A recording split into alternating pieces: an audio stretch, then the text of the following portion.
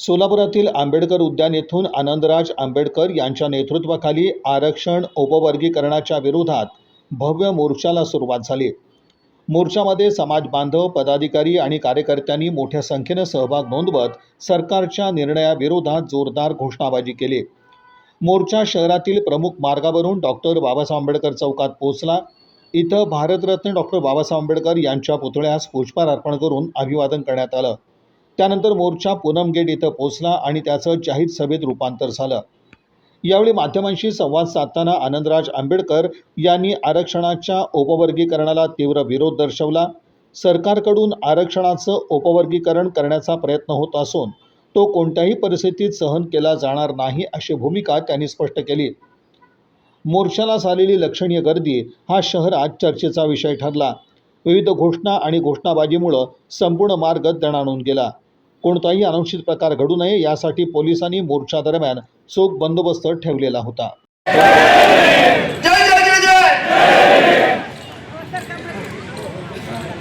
छत्रपती शिवाजी महाराज, छत्रपती शाहू महाराज, क्रांतीबा ज्योतिबा फुले, क्रांती ज्योती सावित्रीबाई फुले आणि तुमच्या आणि माझ्या जीवनाचे नव्हे तर या देशामध्ये एक चहावाला सुद्धा पंतप्रधान केलं, एवढा त्यांच्या संविधानामुळे चमत्कार झाला. ते महामानव विश्वरत्न बोधिसत्व डॉक्टर बाबासाहेब आंबेडकर या, तसंच लोकशाहीर अण्णाभाऊ साठे या सर्वांना त्रिवार वंदन करून आज या इथे माझ्याबरोबर आलेले आमच्या रिप्रेझेंटेटिव्ह महाराष्ट्र प्रदेशचे अध्यक्ष डॉक्टर सूर्यवंशीजी, त्याचबरोबर मंचावरती चर्मकार समाजाचे नेते संजयजी खामकर, बाबूरावजी माने, सध्या युती सरकारमध्ये असून सुद्धा अत्यंत द्वेषाने हा लढा लढवत आहेत ते राजकुमारजी बडोले. त्याचबरोबर या इथं मातंग समाजाचं एक नवं नेतृत्व उभरून येत आहे, त्या रुक्मिणीताई लोंढे. आणि मी सर्वांचे आभार मानतो आणि सोलापूरकरांना क्रांतिकारी जय भीम करतो की ज्या पद्धतीने तुम्ही इथे जमलेला. आणि एक सांगू काय कुणास ठाऊ, पण जिथे जातो तिथे पाऊस मला भेटतोय. याला माहिती आहे बाबूराव माने ना, 2 दिवसापूर्वी आम्ही पिंपरी चिंचवडला होतो, धो पावसामध्ये दोघंही भिजलो. तर पण चांगलं आहे, आज निसर्ग सुद्धा तुम्हाला साथ द्यायला तयार आहे. सोलापूरचा दुष्काळ पळवायला निसर्ग सुद्धा तुमच्या बरोबर आहे की तुमची मागणी रास्त आहे आणि त्यामुळं हा निसर्ग सुद्धा, हा पाऊस सुद्धा तुम्हाला साथ देतोय. खरं म्हणजे आज हे जे आंदोलन आहे ते एका वेगळ्या टप्प्यावरून ठेपलेलं आहे. आज बाबासाहेबांचे एक सहकारी म्हणाले होते, dead Ambedkar is more dangerous than alive. आणि हे आपण सर्वांनी दिल्लीमध्ये पाहिलं. आता या देशातली तरुणाई कुठच्याही जाती धर्माची असो, अन्याय झाला की जय भीम बोलते. हा जय भीमचा नारा आता अख्ख्या जगभर गेलेला आहे. आता राजकुमार पडून सांगितलं, न्यूयॉर्क मध्ये, त्याचबरोबर जर्मनीमध्ये, ब्रिटनमध्ये अनेक ठिकाणी या विद्यार्थ्यांवरती लाठीचार्ज झाला. त्यामुळे मोर्चे निघाले आणि त्या सर्व जगावर फक्त जय भीमचा नारा आज गुंजत होता. त्यामुळे जय भीमच्या नारामध्ये एवढी ताकद आहे की मला वाटत नाही की महाराष्ट्रामध्ये कोणाची माय वेळली असेल की या जय भीम वाल्यांबरोबर पंगा घेण्याची. त्यामुळं मला पूर्ण खात्री आहे की आज तुम्ही एवढ्या मोठ्या संख्येने आलेला. खरं म्हणजे मग अशी एक जण म्हणाले की आमचे मुख्यमंत्री विधानसभेमध्ये म्हणाले की सुप्रीम कोर्टाचा जजमेंट आहे, मी लागू करू की नको. अरे जरा तुम्ही पण वकील आहात असं समजता आहात की नाही खरं माहित नाही मला, पण बोललं जातं. तर एकदा ती जजमेंट नीट वाचून तर पहा. जजमेंट मध्ये कुठेही म्हटलं नाही की हे उपवर्गीकरण लागूच केलं पाहिजे. आणि तसं असतं तर मग तुमच्या युपी मध्ये लागू करून बघा ना, कारण तिथे जवळपास 30% एससी समाज आहे आणि तिथे हे उपवर्गीकरण लागू केलं तर तुमची काय खटियाखडी होईल हे लक्षात सुद्धा येणार नाही. आणि म्हणून उगाच महाराष्ट्रातल्या जनतेला फसवण्याचा प्रयत्न करू नका. तिथे स्पष्ट त्या जजमेंट मध्ये लिहिलेलं आहे की पहिल्यांदा इम्पेरिकल डाटा हवा, म्हणजे अचूक माहिती असल्याशिवाय तुम्ही हे अशा पद्धतीचा निर्णय घेऊ शकत नाही. त्याचबरोबर तुम्हाला या राज्यामध्ये हे जर उपवर्गीकरण करायचं असेल तर त्याचा राजकीय फायदा घेण्यासाठी उपवर्गीकरण करू नका असा स्पष्ट आदेश आहे. आणि तुम्ही हे पुढे पुढे राजकारण करण्याचा प्रयत्न करताय. या इथं दलितांमध्ये फाटाफूट करण्याचा प्रयत्न करताय. आपल्याला माहित असेल कर्नाटक मध्ये सुद्धा हे उपवर्गीकरण करण्यात आलं, परंतु कर्नाटक मध्ये उच्च न्यायालयाने कर्नाटकाच्या लगेच त्याला स्टे दिला. कारण महत्वाचं आहे की संविधान एक बोलतं आणि हल्ली सुप्रीम कोर्ट वेगळंच बोलतं.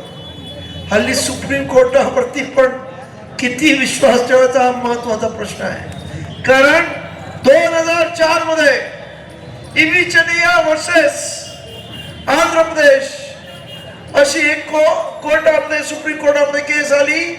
5 जणांचं बेंच होतं आणि त्याने स्पष्ट सांगितलं की हे अनुसूचित जाती हा एक संघ होमोजिनियस घटक आहे, याच्यामध्ये तुम्हाला उपवर्गीकरण करता येणार नाही. त्याचबरोबर याच केसमध्ये ज्या केसमुळे दलवीर वर्सेस पंजाब स्टेट याच्यामध्ये 2010 मध्ये पंजाबच्या हायकोर्टाने सुद्धा सांगितलं की उपवर्गीकरण करता येणार नाही. मग हे 7 जण काय अति विद्वान होते का सुप्रीम कोर्टातले? कारण आपल्याला माहिती आहे 2014 नंतर सुप्रीम कोर्ट सुप्रीम राहिलं की नाही हा महत्वाचा प्रश्न आहे. आणि त्यामुळेच आपण पाहिलं की या देशामध्ये ना संसद सुप्रीम आहे ना संविधान सुप्रीम आहे. या देशामध्ये जनता सुप्रीम आहे. हे दिल्लीमध्ये दाखवून दिलं आहे की जनतेने ठरवलं तर प्रधानमंत्री सुद्धा राजीनामा देतो. प्रधानमंत्री म्हणजे कोण? धर्मेंद्र प्रधान. तुम्ही नरेंद्र मोदी समजू नका, त्याला द्यावा लागेल तो वेगळा प्रश्न आहे. परंतु बघू आपण तो. तर त्यामुळं या देशातली जनता सुप्रीम आहे. ही देशातली जनता जे ठरवेल ते फायनल होतं. आणि त्यामुळं अनुसूचित जातीतल्या या जनतेने ठरवलेलं आहे आम्हाला उपवर्गीकरण नको आहे. 59 जाती एकत्र येऊन इथे उपवर्गीकरणाविरोधात ताकदीने उभ्या राहतात. अख्ख्या महाराष्ट्रभर परभणी असो, जालना असो, लातूर असो, मुंबई असो प्रचंड मोर्चे निघतायत. आणि तरी सुद्धा तुम्हाला विषयाची परीक्षा घ्यायची असेल प्रयत्न करून बघा. तुम्हाला तुमची खुर्ची जर अप्रिय झाली असेल तर फडणवीस नक्कीच करा. जनता काय करते ते तुम्हाला समजेल. कारण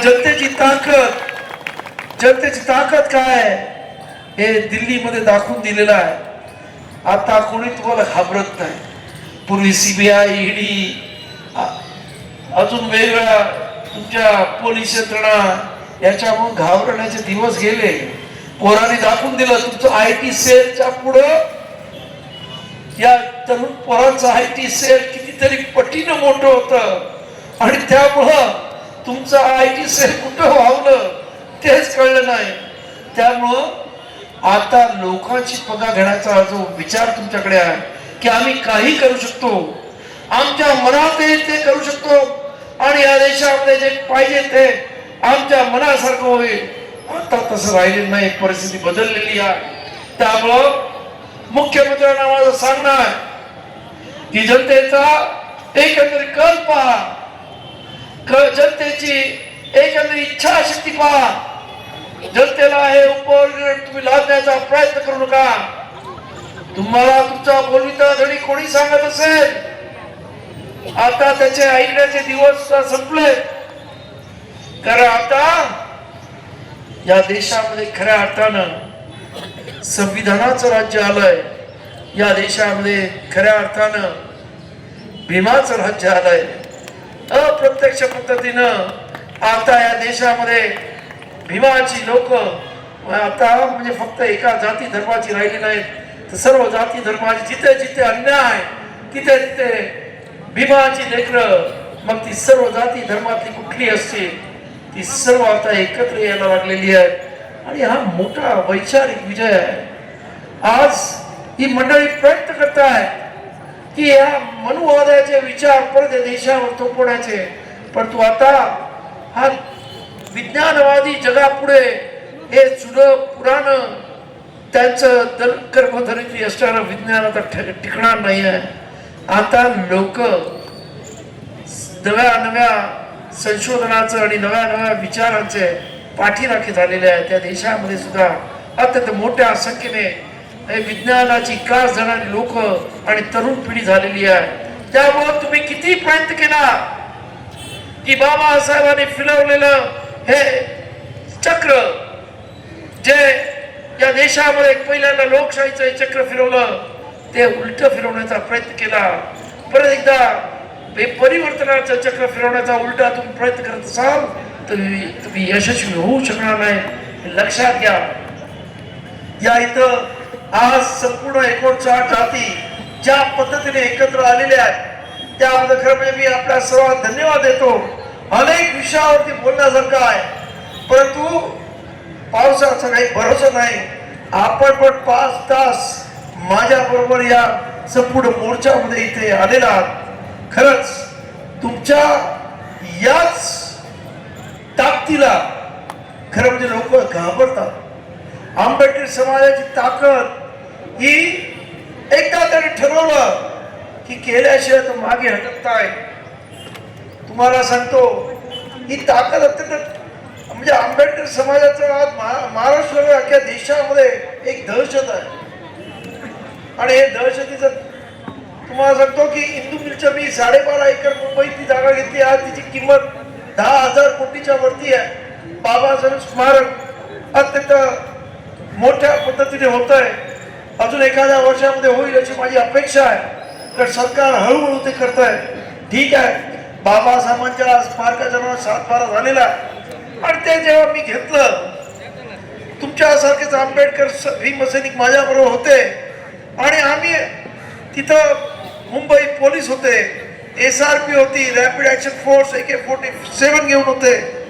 पण आम्ही घुसायचं ठरवलं आणि आम्ही घुसलो.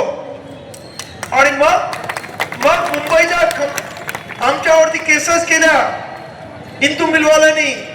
तिकडे असणाऱ्या हायकोर्टाच्या जजने, दाऊद नावाचा जज होता हायकोर्टाचा, त्याने म्हटलं आज त्याने सरकारची हिंदू मिल घेतली, उद्या ते सचिवालय घेतली.